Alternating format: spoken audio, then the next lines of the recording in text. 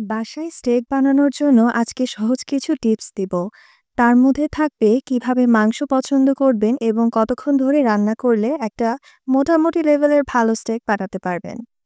আমরা যেহেতু বাঙালি, আমাদের কিন্তু যদি কসাই মামাকে বলিও যে স্টেকের মাংস কেটে দেন, তারা বুঝতে পারে না।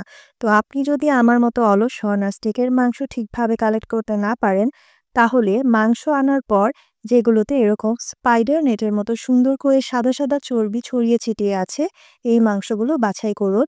এগুলো নরম হয়, এই মাংসগুলো একদমই শক্ত হয় না। ভালো করে প্যাট ড্রাই করে এতে শুধু লবণ এবং গোলমরিচ দিয়ে সিজনিং করে নেব। কখনোই সিজনিং দিয়ে স্টেকের মাংসকে রেস্টে রাখবে না, এতে পানি ছেড়ে দিবে। এখানে আমি প্যানটাকে একদম হাই ফ্লেমে ভালো করে গরম করে নিয়ে তারপর এতে স্টেক দিয়েছি। সিজনিং আওয়াজটা যে পেয়েছেন, এটা খুবই ইম্পর্টেন্ট। এরকম একটা সাউন্ড অবশ্যই হতে হবে, না হলে কিন্তু স্টেক ভালো হবে না। স্টেকের পুরুত্ব অনুযায়ী আপনার ভালোভাবে এটাকে কুক করতে হবে। আমি যেমন এখানে 2 মিনিটের পর এগুলোকে পাল্টে দিয়েছি। 2 মিনিটের আগে এগুলোকে টাচ করার প্রয়োজন নেই। এবং একবার পাল্টে দেওয়ার পর এতে বাটার, গার্লিক এবং রোজমেরি আর থাইম দিয়ে দিয়েছি।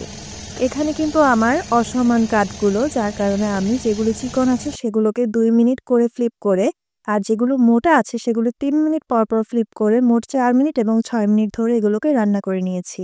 আমার এইম হচ্ছে এগুলোকে মিডিয়াম ওয়েল ডান করার। তবে মিডিয়াম রেয়ার খেতে সবচেয়ে বেশি ভালো লাগে, কারণ সেটাতে জুসিনেসটা বেশি থাকে। এখন আমি এটাকে 10 মিনিট রেস্ট করে একটু কেটে দেখাচ্ছি, ভেতরটা হালকা গোলাপি হবে।